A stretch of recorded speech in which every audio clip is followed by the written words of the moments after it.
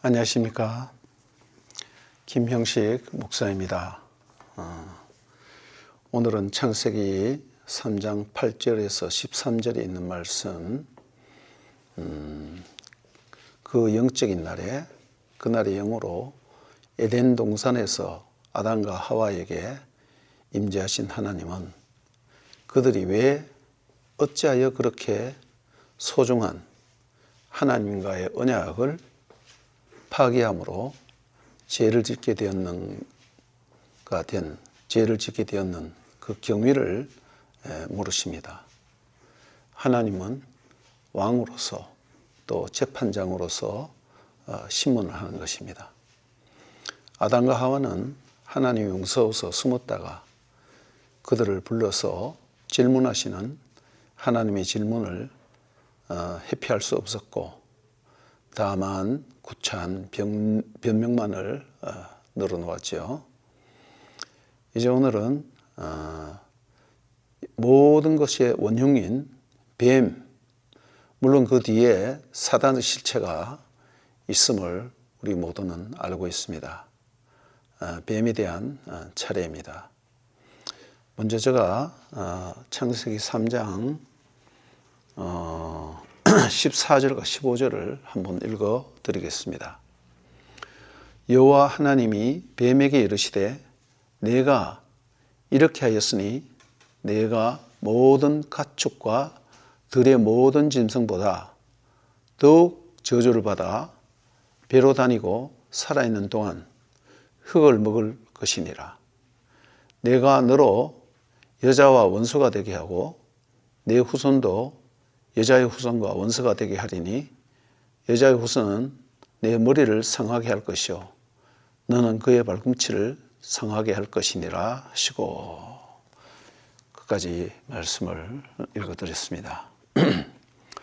먼저 하나님께서는 뱀에 대해서는 왜 너가 그렇게 유혹했느냐고 그 경위를 묻지 않으시고 바로 심판과 저주를 내리십니다. 죄의 원흉인 사단에게는 어떤 것도 물을 필요가 없고 다만 심판과 그에 따른 저주만 있을 뿐입니다. 예수님께서 요한복음 8장 44절에 너희는 너희 아비 마귀의 행위를 따라하는도다. 그는 처음부터 살인한 자요 거짓을 말할 때마다 저것으로 말하나니 그는 거짓의 아비다. 그 아비라는 말은 뭡니까? 원조라는 뜻이죠. 모든 거짓은 사단이 그 원조라는 것입니다. 14절에 보면 내가 이렇게 하였으니 너의 악한 죄는 자명하고 신문할 필요가 없다는 것입니다.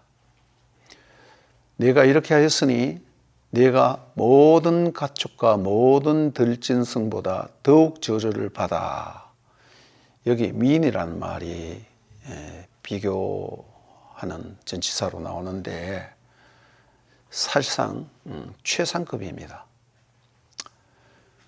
그리고 내가 배로 다니고, 배로 기어 다닌다는 것은 어떤 사람들은 뱀이 그렇게 유혹하기 전에는 네 다리가 있었는데 그때부터 기어 다닌다 이런 말을 하는데 저는 거기에는 동의할 수 없고, 배로 다닌다는 것은 가장 낮고 가증하고 비참한 존재가 된다는 것입니다. 레위기 11장 41절과 42절에 보면 하나님이 이런 말씀하십니다.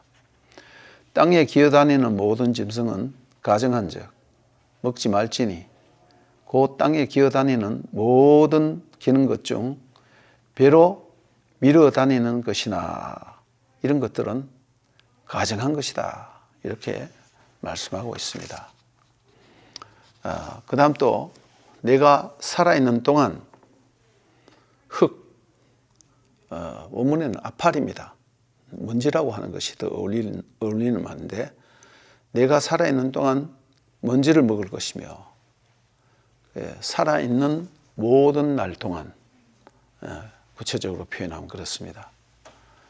이 말도 비참한 수치와 굴욕을 얘기하는 것입니다. 여러분, 어둠의 세계나 옛날 그 고대 사회에서는 전쟁을 해서 지면 승리자 앞에 나가서 무릎을 꿇고 승리자가 요구하는 걸 다 해줘야 돼요. 그러면 발바닥을 내밀면서 그 더러운 발바닥 내밀면서 이것을 핥아라 하면 이 발바닥을 핥아야 하는 것입니다. 여러분, 영화 같은 데 보면 깡패 세계에도 그런 것이 있죠. 바로 그러한 굴욕과 수치를 표현하는 말입니다. 15절을 보면 여기서 우리가 주목해야 할 것이 주어가 하나님이라는 것입니다. 여호와 하나님께서 친히 하신다는 것이죠. 여호와 하나님이 만왕의 왕으로서의 그 선포를 하는 거예요. 언도를 하는 거예요. 먼저 내가 너로 여자와 원수가 되게 하고, 뱀과 여자가 원수가 되는 것이 그냥 원수가 되는 것이 아니라 하나님이 원수가 되도록 그렇게 하였다는 것입니다. 히브리 원문에 보면 원수, 에이와라는 말은 문장 제일 앞에 나와요. 보통 히브리어는 문장이 동사가 가장 먼저 나옵니다. 일반적으로. 동사 속에 그 동사에 주어가 다 포함되어 있어요. 근데 여기서는 원수라는 말이 이 명사가 제일 앞에 나오고 있습니다. 그래서 아주 강조하는 말입니다. 뱀, 물론 그 속에 사단이 역사죠. 뱀은 여자를 자기 편으로 끌어들여서 함께 하나님께 반역하는, 말하자면 반역체를 만들려고, 자기 하수인으로 만들려고 그렇게 했는 거죠. 그러나 하나님께서는 사단의 교활한 계획을 완전히 파괴하시고 정반대로 여자와 뱀이 원수가 되게 했습니다. 두 번째로 생각할 것은 이뿐만 아니라 대대손손 영원히 원수가 되게 하신다고 하십니다. 이것도 하나님이 하시는 거예요. 너와 너의 후손 사이와 그녀의 후손 사이에, 여기 보면 그녀의 후손, 그는 너희 머리를 박살내고 상하게 하고, 이 상하게 한다는 말이 박살낸다는 그런 의미가 있습니다. 슈프, 싸우다, 짓밟다, 박살내다. 그리고 너는 그의 발꿈치를, 그리고 그는 너의 발꿈치를 박살낼 것이다.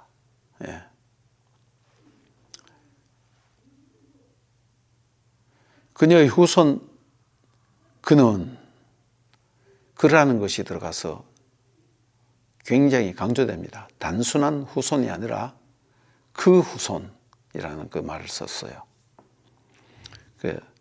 똑같이 상하게 한다. 우리 번역에 상하게 한다 하는데 사실상 또 더 강한 어조로 박살을 낸다는 말이 어울리는 말입니다. 똑같이 박살을 내는데 하나는 머리를 박살내는 거예요. 머리 박살내면 죽는 거죠. 그죠? 그럼 발꿈치를 박살낸단 말이야. 아프긴 아프죠. 쩔뚝거릴 수도 있죠. 그러나 그것은 죽지는 않아요. 이런 비유를 썼습니다. 머리에는 치명타를 가하게 되고 발꿈치에는 치명타가 못 되는 것입니다. 그래서 머리를 깬다, 발꿈치를 문다, 이런 말은 사실상 어떤 면에서는 관용적인 용어입니다. 여기서 후손이라는 말이 나오는데 째라는 말인데 후손 혹은 씨입니다. 이 말은 집합명사입니다. 예를 들면 가족이란 단어는 단수죠. 복수는 가족들입니다. 그런데 가족 속에는 아버지, 어머니, 자녀, 손자, 가족 구성원이 많아요. 이걸 우리는 집합명사로 합니다. 민족도 마찬가지죠. 민족이라는 단어 자체는 단수지만은 그 민족 속에 그 민족에 수많은 사람이 포함되어 있는 것입니다. 단수 안에 많은 수를 포함하는 그러한 명사를 우리는 집합명사라고 합니다. 그러므로 그 후손이란 말은 여러 후손들, 많은 후손들을 가르치는 단어도 되겠지만은 그 중에서 특별한 하나를 지칭하는 것도 되겠습니다. 신약성경 갈라디아서 3장 16절을 보면 이 약속들은 아브라함과 그 자손에게 말씀하신 것인데 여럿을 가리켜 그 자손들이라고 하지 아니하시고 오직 한 사람을 가리켜 내 자손이라 하셨으니 곧 그리스도라. 후손이란 이 말이 아브라함 때부터 이렇게, 물론 창세기 3장 15절부터죠. 그 아브라함에게도 약속한 것이 있죠. 후손을 번성케 하며 이 땅을 너와 너희 후손에게 주며 너는 복의 근원이 되며 여러 가지 약속을 했습니다. 그런데 이 후손이란 말이 집합명사로서 그 후손 안에 여러 수많은 후손들이 포함되어 있지만은 특별히 그 한 사람, 즉 그리스도를 가르친다고 했습니다. 한 사람을 가리켜 내 후손이라 하셨으니 곧 그리스도라. 갈라디아서 3장 16절에 있는 말씀입니다. 그래서 창세기 3장 15절에 그 후라는 말인데 그는 둘째 아담인 예수 그리스도를 지칭하는 것입니다. 그래서 신약의 마태복음 1장 1절에도 보면 아브라함과 다윗의 후손 예수 그리스도의 족보, 원래는 다윗, 아브라함, 예수 그리스도의 족보 이렇게 나갑니다. 그 다음 갈라디아서 4장 4절을 보면 때가 차면 하나님이 그 아들을 보내사 여자에게 나게 하시고, 그 여자는 물론 예수님의 어머니는 마리아죠. 그러나 여기 하와 여자의 후손이라 할 때 이 모든 여자들을 다 지칭하고 포함되어 있는 그런 의미가 있습니다. 이 모든 것을 하나님이 친히 하신다는 것입니다. 바울은 이 복음의 신비를 비밀이다 혹은 신비다, 무스테리온이라는 이런 단어를 썼습니다. 그래서 하나님의 심판은 구원의 또 다른 이면이라는 것을 우리가 성경에서 볼 수 있어요. 아담의 구원은 뱀, 원수를 심판하는 것으로 나타납니다. 이스라엘의 구원도 바로의 심판으로 그 절정에 이르는 것이에요. 홍해바다에서 그냥 몰살시켜버리죠. 계시록에 보면 교회의 구원은 바벨론의 심판, 그리고 계시록 20장 10절에 보면 영과 짐승과 거짓 선지자가 불과 유황못에 던져져 세세토록 밤낮 괴로움을 받느니라. 이 영과 짐승과 거짓 선지자, 이 모든 사단의 실체들이 다 처단을 받고 그 다음 21장에 비로소 새 하늘과 새 땅에 대한 얘기가 나옵니다. 그래서 우리는 창세기 3장 15절을 원복음, 프로토 에반젤리움이라는 이런 말을 쓰는데 대부분의 건전한 학자들과 특별히 유대인들이 예수를 그리스도로 믿지는 않지만은 구약 성경을 해설한 유대인의 탈굼, 탈굼 온켈로스라는 것이 있는데 거기 보면 뱀을 사단이라고 이렇게 지칭을 했습니다. 그리고 신약 성경은 물론 로마서 16장 20절 그리스도께서 속히 사단을 너희 발 앞에 밟으리라.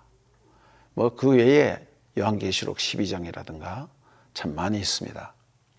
그래서 하나님의 첫 번째 심판은 하나님의 구원의 메시지라는 것입니다. 원복음이라는 것이죠. 그것은 바로 앞으로 오실 구원자인 그리스도를 약속하는 그런 말씀이 되겠습니다. 메시아에 대한 약속이 들어있는 것이죠. 그래서 구원과 심판은 이 손의 앞뒷면과 똑같습니다. 오늘은 여기까지 말씀드리겠습니다. 예, 감사합니다.